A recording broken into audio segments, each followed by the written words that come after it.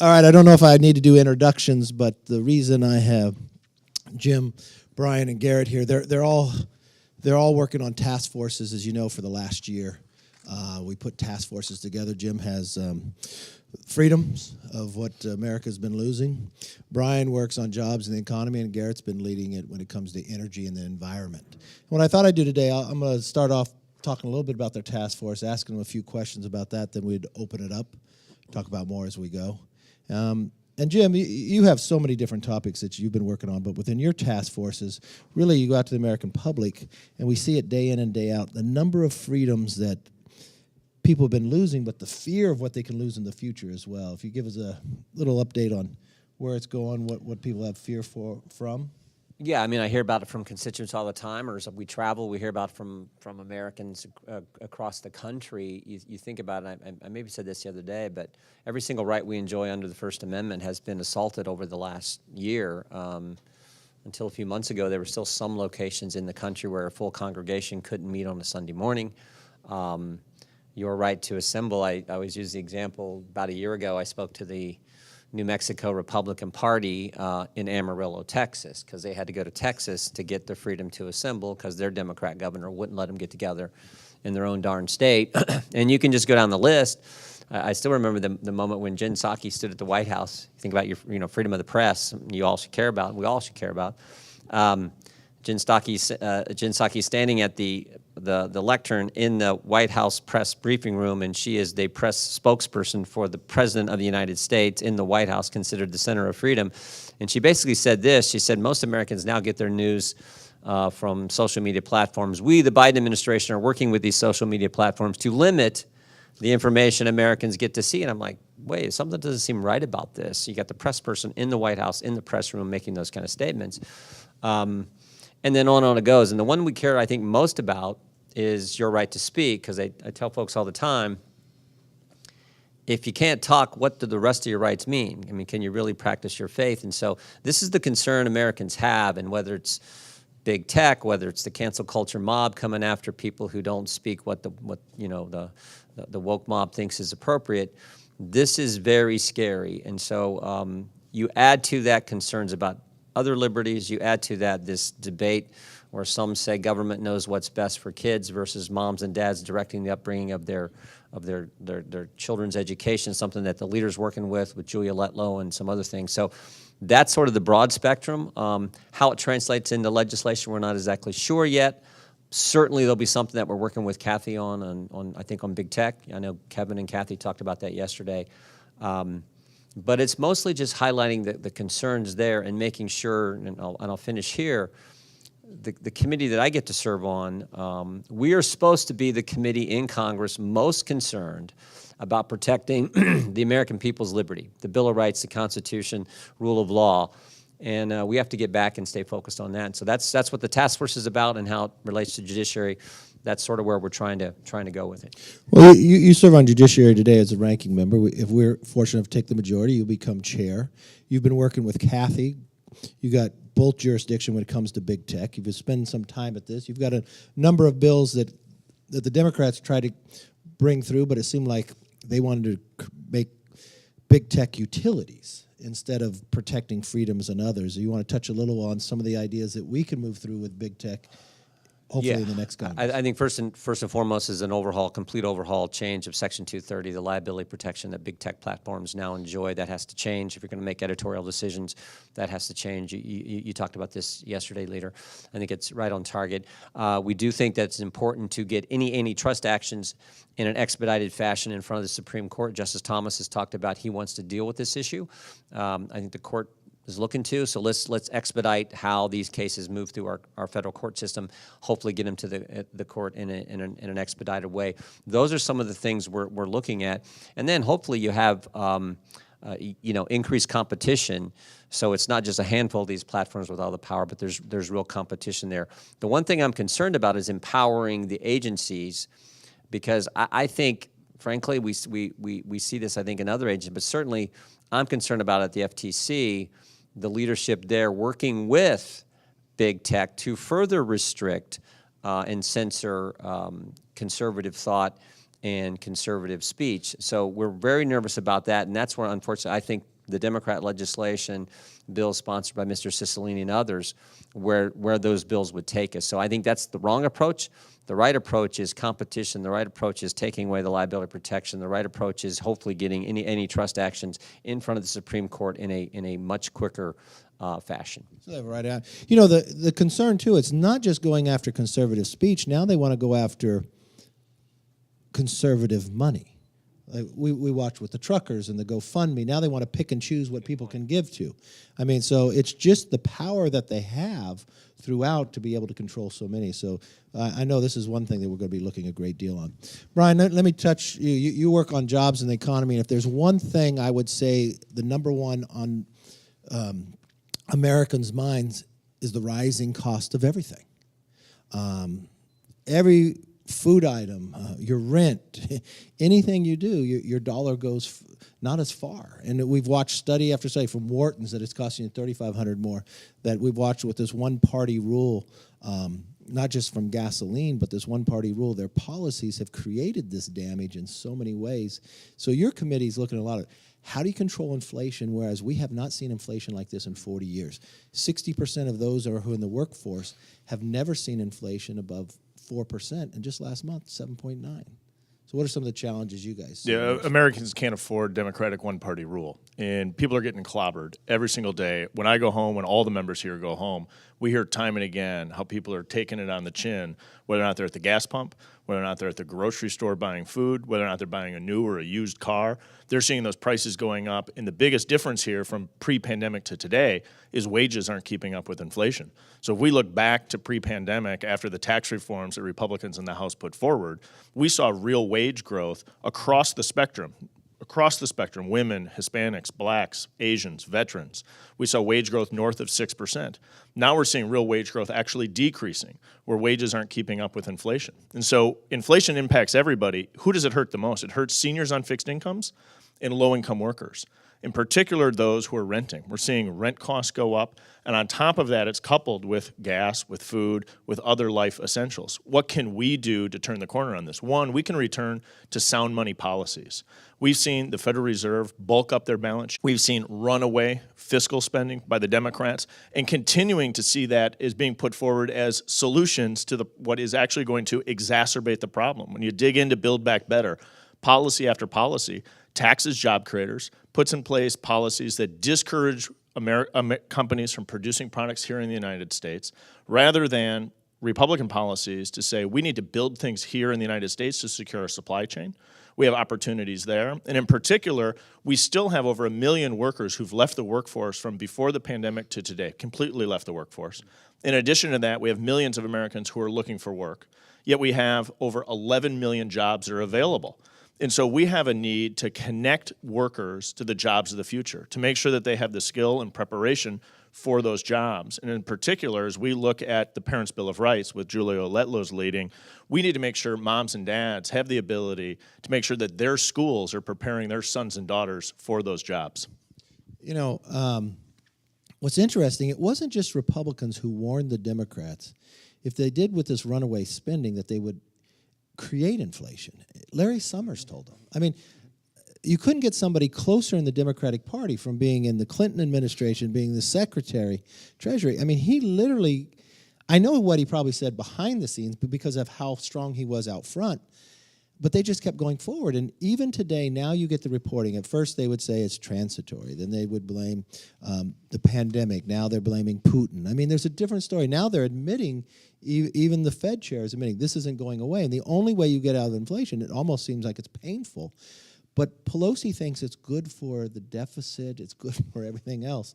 I mean, I just can't believe this. And what are some of the actions that we can take right away outside of the sound fiscal policy and others do you look to the next Congress? Absolutely. The Democrats continue to put forward plans to spend their way out of the problem. Spending your way is only going to make yourself further behind the eight ball. We need to grow ourselves out of the challenge that the Democrats have put us in. To grow ourselves out of this, we have to put forward tax policies like we've seen before, encouraging production here in the United States.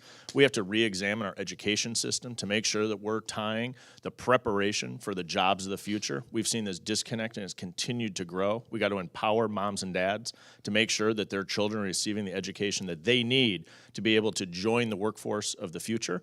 We need to continue to work to really secure the American supply chain. And to do that, we need to put forward policies that are encouraging our job creators to produce products here in the United States rather than taxing our job creators and encouraging those job creators to go abroad to produce their products. Excellent.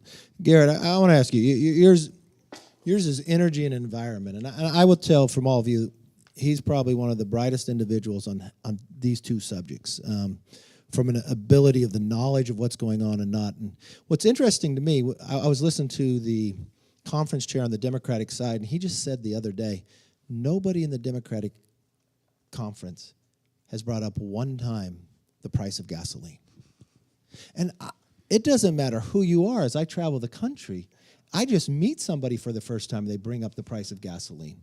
Why are we in this position that we are about energy 1 year after they took power? What is the backdrop to this? Because that is also a big driver of inflation. It's a huge driver, and it does affect everyone. And as was noted earlier, I mean, this has a bigger impact on senior citizens and other folks that are on fixed income. One of the most perversive things, doesn't matter if you're a high school student, if you're a retiree, or anyone in between, you have to drive. So first, Kevin, to answer the question, this administration, when Biden was a candidate, he was out there talking about how we are going to ban fossil fuels. He flat out said it. The current Secretary of Interior that's responsible for producing energy in the United States came out and said she is absolutely opposed to fracking and production of energy on public lands. Look, to overly simplify what we're experiencing right now, it'd be like if you had a garden in your backyard and you grew tomatoes and cucumbers in your own yard. But you said, you know what, I'm going to go ahead and go buy it from Jim and Jane who live in the next town over. I'm going to buy their tomatoes and cucumbers, only to find out later that they're using the proceeds from that to go commit arson and burn down churches all over the state. And you're effectively funding it. And so what's happened is by the same analogy here, by not producing our own energy here, and by giving funds to these regimes that are like Putin, that where we saw a 161% increase in crude oil importation under the Biden administration, by being dependent upon these regimes, now we've seen they're negotiating with Iran, with Venezuela, with Saudi Arabia. I mean, same outcome. They're pushing in this direction, overly aggressively trying to force the market in a direction of wind and solar and other technologies, which, look, I like, but you can't overly force the market when the market's not ready, because all this does is play into the hands of China, which makes 90% of the solar panels today. I want to be very clear on this. This skyrocketing of prices started on day one of this administration. This was 100% self-imposed. This was absolutely forced or unforced errors that they've committed. And now every single American is paying the price. And it's resulting in less economic activity in the United States, fewer jobs in the United States. And it's a drop in income, because when you produce natural resources, it's one of the only ways to actually produce additional revenue. So our Treasury is experiencing less revenues because of these very policies. Let me play devil's advocate. Let me say, okay, I'll take you for what you say.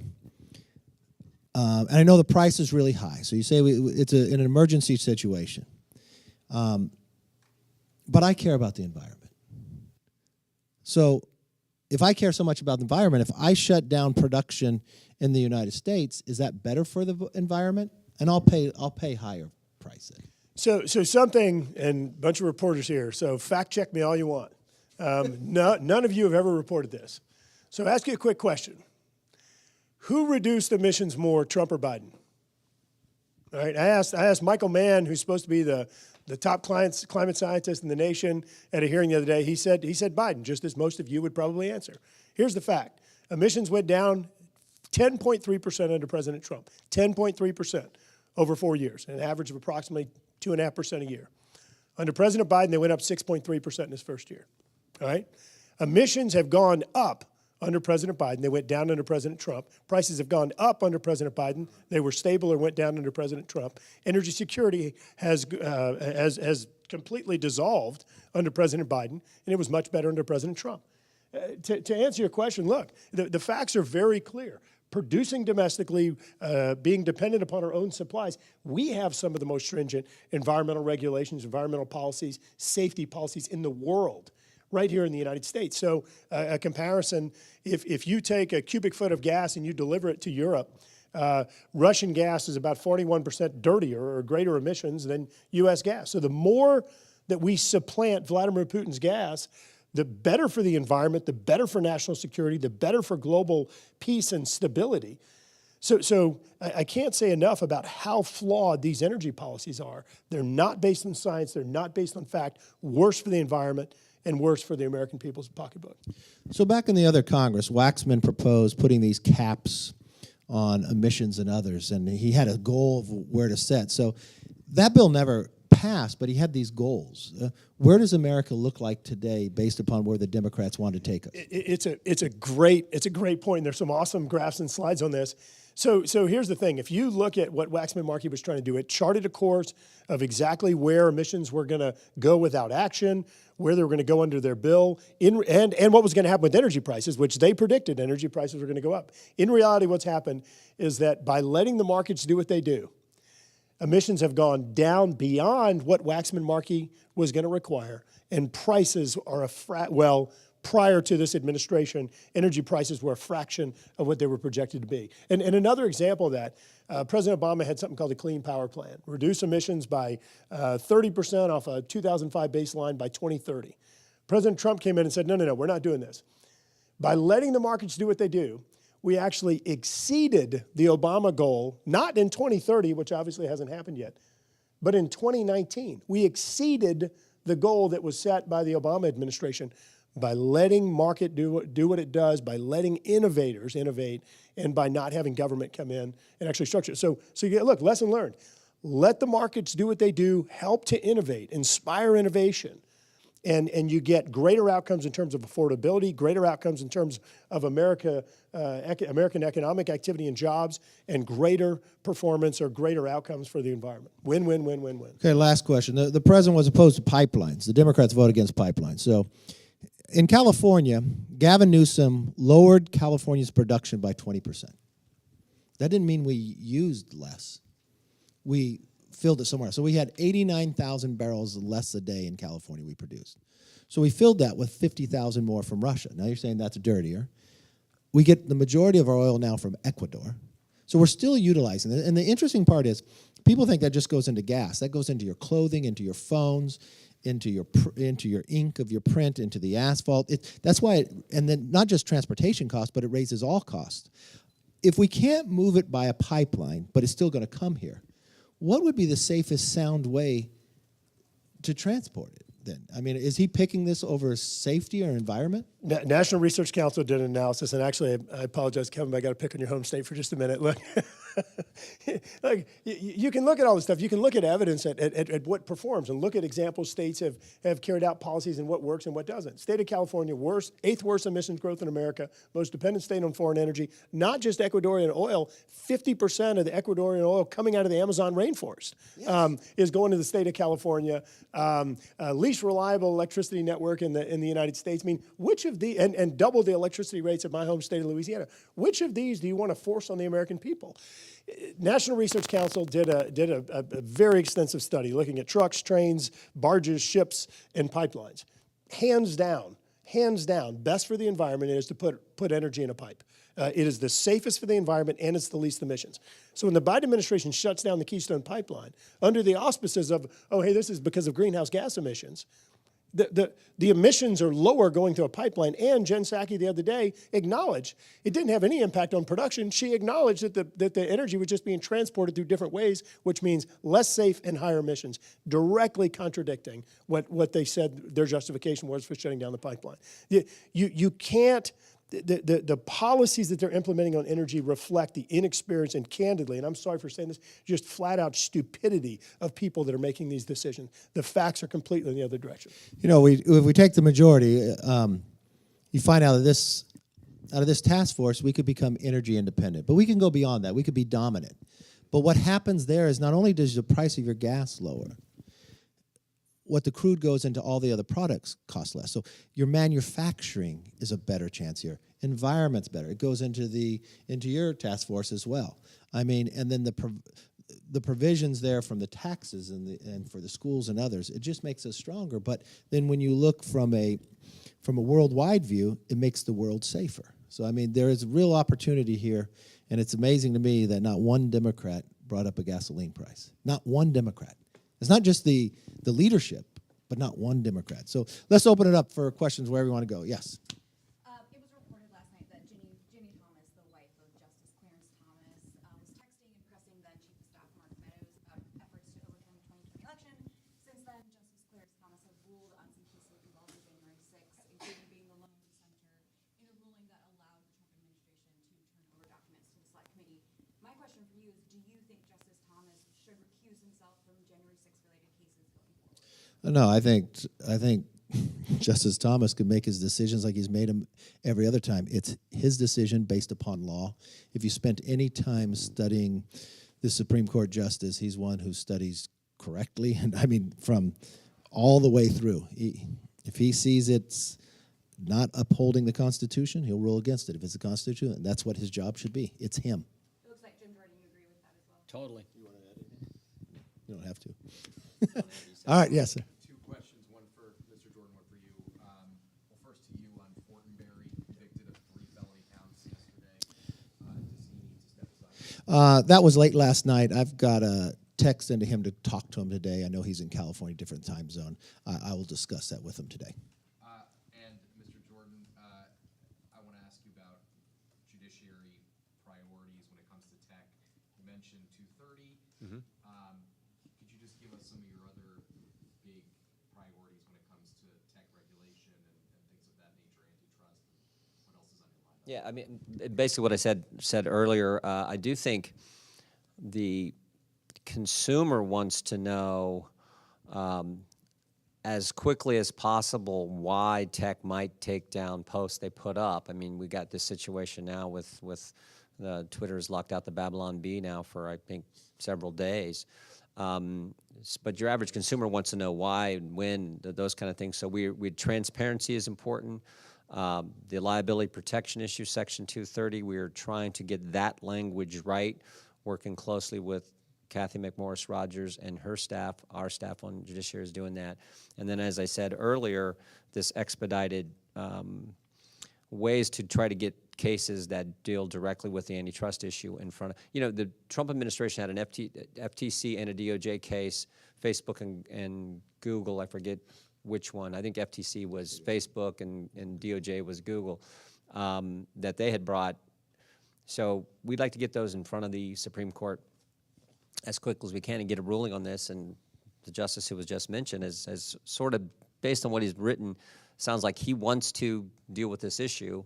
And we need to get an answer for the American people. And then, of course, you hope the marketplace is moving in a direction that's going to give us more competition in the area as well. You got to have a fair marketplace too. So you got to look at practice of what people are, and you got to look at people if they're monopolies or not. Yes.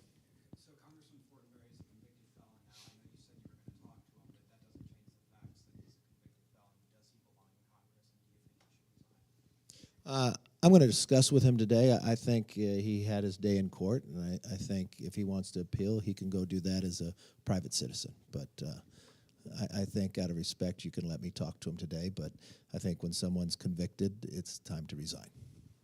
Yes. Yesterday, when you had the GOP Spanish conference, Congressman Salazar, when I asked her the fact that it seems that Republicans, you're talking about border security, the issues of the border, it doesn't seem like there's a whole lot of talk about specifically rebuilding the wall, specifically. And she talked about the Dignity Act, which has more to do with immigration reform. And I'm curious, where exactly is the GOP, House GOP, on her bill, the Dignity Act? Do you support that specifically?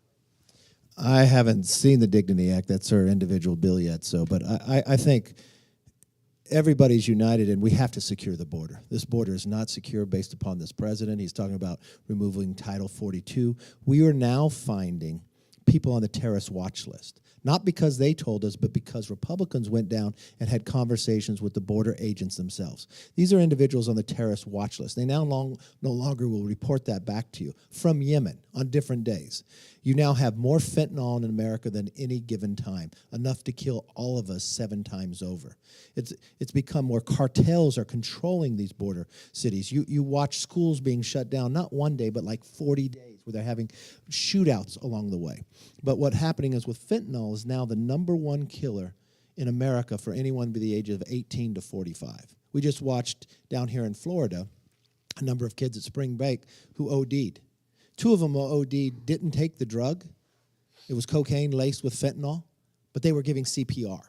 And we're watching it throughout our entire country. This is what's happening along this border, and it's all not because any law has been changed, it's the executive orders. Now, once we secure the border, I think you have to finish the wall, but there's other actions that have to take place. Everyone understands our immigration system is broken. We need to fix that. But the first thing you have to do is secure your borders. Yes, ma'am. Mr. Leader, yesterday you mentioned that you don't just want to win the majority, you want to make sure that you get a strong governing majority. What does a governing majority mean? Is it large enough that you don't have these small margins like we've seen with the Democrats, where a lot of their own caucus members are pushing leadership to do something that leadership may not want to do? Is it people who are literally more focused on policy over politics and trying to get at it with their colleagues? Look, I think a governing majority, 2 things. Yes, you want to have a large enough majority that you can govern, but more importantly, what we are doing, regardless of size, we are sitting working on the policy today, listening to the American public. It's not just today, we've been doing it for more than a year. We're coming out with solutions. If we're unified in that, even if we had a small majority, we'd be very strong to be able to pass it. So it's working together as one makes it much stronger. We don't have a rule like the Senate where you have to have 60% of the House to pass something. We understand President Biden will still be president, and the Senate will still have the 60 rule vote. So we want the idea to be so strong it could overcome all the politics that other people play.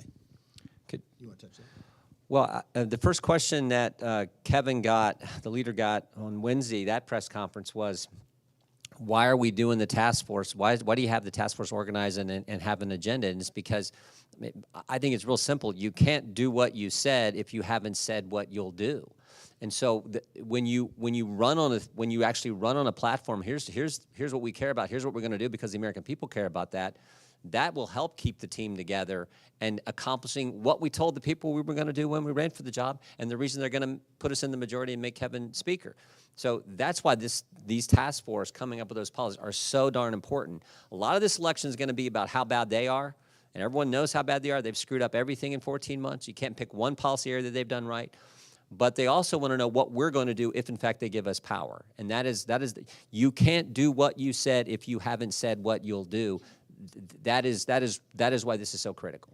You got to have a contrast so people make it. And I mean, the question the American voters out there saying is, can we afford it? They can't afford any of their policies, so they want to know what are our policies. Yes, ma'am. Thank you. Sorry if you've been asked this already, but former President Donald Trump rescinded his endorsement of Mo Brooks. I was curious if you still support him, what you make of his statement that he has said the president asked me to rescind the election of 2020. I never endorsed in that Senate race. That's a Senate race, so yeah. What do you make of that statement? I've been in a conference. I haven't read what Mo has written. So, I mean, the president has the right to endorse who he wants and pull the endorsement if he thinks the person's not doing what he said he would do. So, that's fine. Yes, ma'am. Throughout this conference, you guys have talked about how important it is not only to win, but to govern once you are in the majority. And I'm wondering what lessons maybe you have learned or talked about with Newt Gingrich or lessons from former House speakers who, obviously won but weren't able to keep the majority for very long, and how you plan to go forward. You don't like the question, all right. I mean, I'm just trying to Either get way. the others to Yeah, talk. no, we But can jump in it's either kind of like way. a different question for me. Look, I think from a lot of aspects, the philosophy I have is continual improvement. So let's improve. There's things we did when in the majority that we did really well, but I don't think we reached our potential. There's things internally that we didn't do well, and I think we've been solving those. The first thing you always want to do is listen to the American public. Identify the problem, then identify a solution, and take it. And take it to the public, but take it to the conference as well and work through it. The more that, and then you have challenges of certain things that are going to come up, right? Don't wait until that problem comes up that, how do you pass appropriation bills? What do you do on a debt ceiling? How do we look in a nature that Congress has these set structures, but you don't have to keep it that way? Should you keep a budget in a 10-year window? Or should we look at 20 years and come together at one budget and hold our feet to the fire? You know, when you look at the two biggest threats long-term to America is our debt and China, okay? So what are we going to do to solve that? Well, we've got to get our debt under control. It's driving inflation. How do we balance it? How do we pay it off? Well, if we set a budget and we stick to it year after year, well, then you also have a concern, what about our military? Okay, but you can't just keep throwing money at the military. We should be reforming the military where our dollars go further. So it's continual improvement in everything you go. We just went through a pandemic. We looked at government from a different perspective. How can government be held more accountable but provide better services? You had people who came into work or not. How do we use technology to get a better environment, but actually be able to produce more that we were able to do and lower the cost? But how do we use technology to provide service to the public? Think for a moment. We've had these challenges in the VA where these veterans can't get an appointment. But America looks on their phone, picks an app and gets an Uber, rates the driver, they rate them and get everything on. Why couldn't we create technology where a veteran could go online, get their appointment, rate their doctor, and have the technology? That's why we're spending time at MIT, right? How can we use AI, artificial intelligence, to provide greater health care to individuals to know what tests they should have and when they should have it? They can give us the data back. Or quantum, right?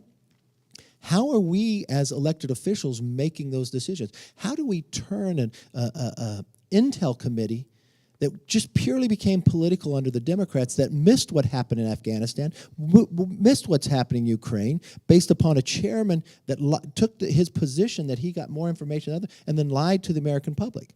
Well, what do we do there?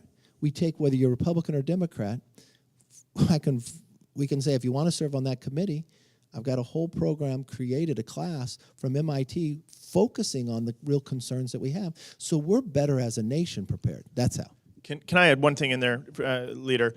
I think one of the things that this conference has done a great job is us also identifying what the problems are that we're facing. And as we understand what the problems are, the alignment in our conference to tackle them, I think, continues to grow stronger. So we look at jobs in the economy. I think one thing that hasn't been reported enough, but I think our members understand, is how far behind the 8 ball we are. We've been under a very low interest rate environment for a long time.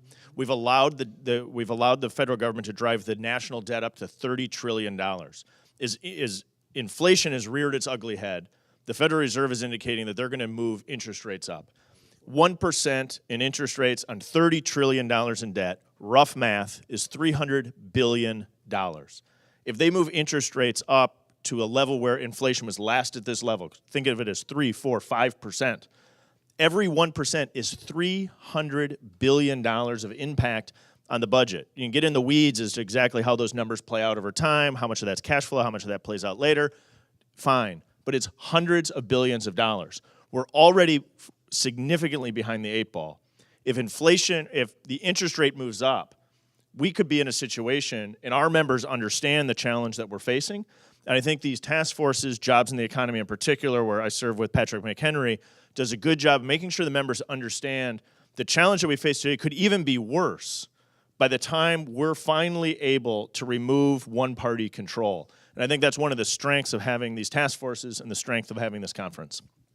Just very quickly, look, part of the wisdom behind what the Republican leaders doing here is that the House, look, you all know that the characteristics of the House is one that's kind of dealing with the flash fire of the day, right?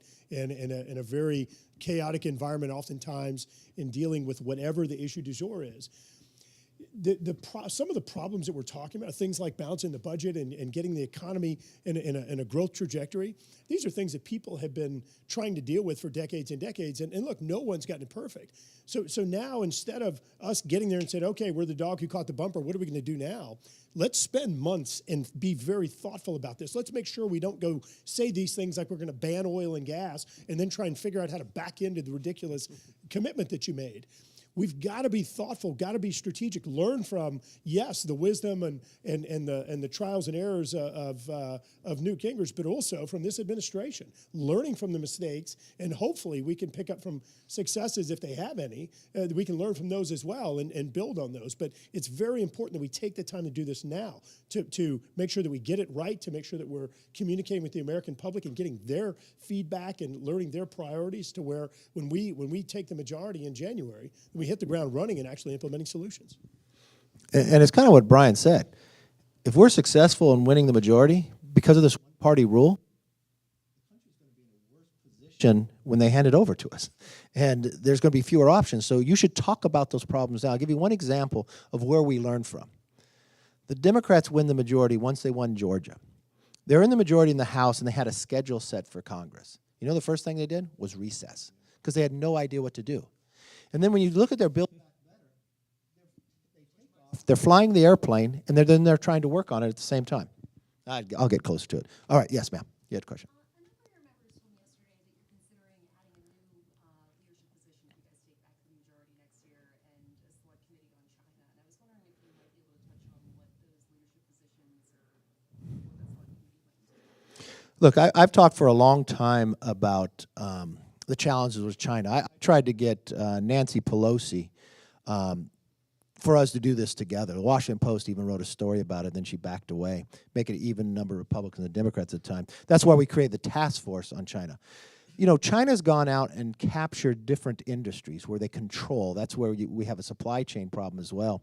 From critical minerals, if you want to buy solar panels and others. I mean, they systematically planned and went after these.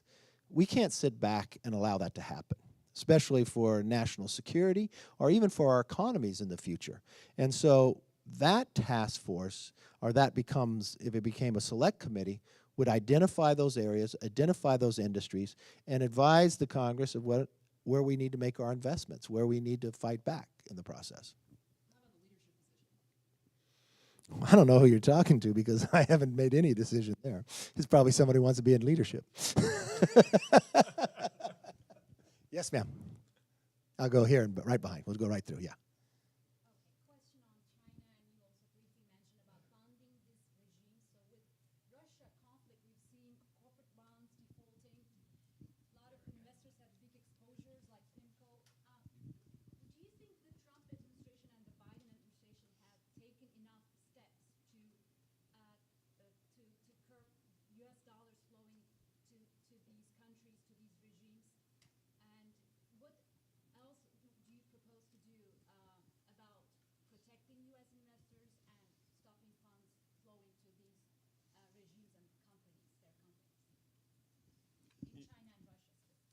I'll touch on the energy and then let Brian address the rest of it. But on the energy front, well, actually, let me hit China very briefly. The previous administration is the one that, for the first time, really brought up the China issue and I think confronted it and said, this is a massive problem that has evolved over decades and we're going to address it. So I think you have to commend them for identifying the issue, for beginning to hit it head on. Are we done? No, absolutely not. Leader McCarthy just touched on some of the rare earth critical minerals and other strategic things they've done to further, I think, exert leverage over the United States. Specifically on energy issues related to conventional energy sources, I made note earlier. This administration further enriched the Putin regime and effectively created an environment where they could afford to put away, what was it, $630 billion in order to allow them the reserves to withstand the sanctions that they anticipated. We propped them up. Look, the last time that Putin invaded Ukraine was when the Obama administration had similarly increased our dependence upon Russian energy. Putin knew he had leverage over the United States. So Biden came in and effectively committed the same mistake once again with Europe and the United States more dependent on Russian energy. He knew he had leverage. And look at what's happening with prices in the United States, with prices in Europe. So no, absolutely, this administration has not done enough. But I do think you have to give commendations where due in the previous administration on China and identifying and confronting the issue. I think as we look at the financial sanctions, I think we've seen steps in the right direction. The Financial Services Committee, we held a hearing a couple days ago on a series of additional sanctions that we could put in place. There are additional tools in the toolkit, but the gorilla in the room is that our Western allies in Europe are sending hundreds of millions of dollars a day for Russian oil and natural gas. And so there's going to be a whole process to decouple Western Europe. I think Mr. Graves spoke eloquently on that topic. As it relates to China, I think what we're seeing in particular is a lot of business leaders globally reanalyzing the geopolitical risk that I think many failed to calculate appropriately in making decisions to exit the United States and their production. And I think a lot of boardrooms and business leaders are reanalyzing that today. And my hope is that many of them make the decision that the United States is the right place to place their production. And so if we go back previously, if we go back 10, 15, 20 years, many business leaders in the United States made, in my opinion, the wrong decision to exit the United States for a location of production. They're now realizing the geopolitical risk they put themselves in, and this is an opportunity for us to get the policies right so that the tax code and other policies are encouraging production here in the United States rather than the policies we're seeing being put forward by the left today. Think of Build Back Better, that increases the cost of production here in the United States, a Made in America tax. We need to be doing the opposite. So as these job creators are making decisions of where to locate production, in particular locate production in China or in the United States, if we align the policies with what they're seeing playing out, we have an opportunity to really onshore a lot of production that we allowed to leave the United States previously. And if you're trying to make that decision today, there's two main factors you look at if you want to domicile somewhere. Tax code, we did pretty well, got that right. But what you're really going to look at, what are the energy costs and what are the labor costs? Labor, we have a hard time competing with other countries in. But before we had a lower energy cost. Now, based upon what this one-party rule, they have just made us less competitive. That's the difficulty. Yes, sir, you had a question. Democrats have been trying to focus on the tax gap over the last year or so. The unpaid tax liabilities that Americans have. They've done things that Republicans do not like attempting to pay for more auditors or overlooking bank accounts. You guys hate those proposals. I want to know if the task force is looking at this area and what some of the proposals you guys think might close the gap between unpaid tax liabilities. I'd take one note on that I think is important is when we saw that initial report that said that the revenue is going to be increased dramatically by forcing Americans to report net inflow outflows out of bank accounts up to $10,000, those numbers moved around. The Treasury Department was never able to show how they got to that revenue projection. Congressman French Hill and I have sent letters and continued to request for this information. And so I think there's a lot of questions as to where are they generating those revenue projections exactly by actually having the information on U.S. and Americans' bank accounts. I think that's an important question that still needs to be answered. I would just add one thing. When they were talking about, the IRS is talking about, monitoring every transaction over a certain amount, I got a call from bankers and credit unions folks in our district, in the 4th District of Ohio. And I thought they were going to tell me, oh, we don't want to, this is terrible because of the hassle and the cost of doing business to monitor this and do that. I thought they were going to come at it from that angle. They didn't. They came at it from a purely liberty focus. They said, our members, our customers, our clients, this is wrong for freedom. It was totally on the freedom issue. And I think, again, one of the reasons Kevin put this task force together on the freedom is issues like this as well. And you saw what you saw the decision from the SEC earlier this week when what they're trying to make companies do and where they have to invest. This is scary road that the left wants to take us down, and people get it across the board. You guys have been pretty clear that you don't like that. I want to know what you guys think about to solve the problem on your side. What ideas do you have to bring to get the tax gap closed? Number one way to close the tax gap, get more people working. This is a real contrast in elections, and this is a fundamental contrast. Why do you think the IRS there is just to go audit people? Why shouldn't there be IRS there to help people? Why do you think you need to know as a government what people do for $600 or more? No, I don't think that brings more revenue to the government. I think that's greater control of the government. I think that stymies economic growth. And it's not what I think, it's what's been proven. When you watched what our tax reform did, even during a pandemic, brought more revenue into the coffers and into the states as well. So when more people work, when there's less restrictions, more people can work, more people can buy a house, more people can send their kids to school, instead of government looking over everything you're doing, every single transaction, and hire more people in the IRS just to come after and audit you. I think that fundamentally goes against what America believes. I believe Americans are good. I'd rather help them in their tax reforms instead of hire more people just to audit and believe you're wrong. I've always loved the professors that, we've all had them in the day, that would only want to put a red mark on your paper and tell you where you're wrong. I didn't learn much for them. But those that excelled and taught me how to improve in the process, I reached new potentials. That's just a fundamental philosophy difference of what we have.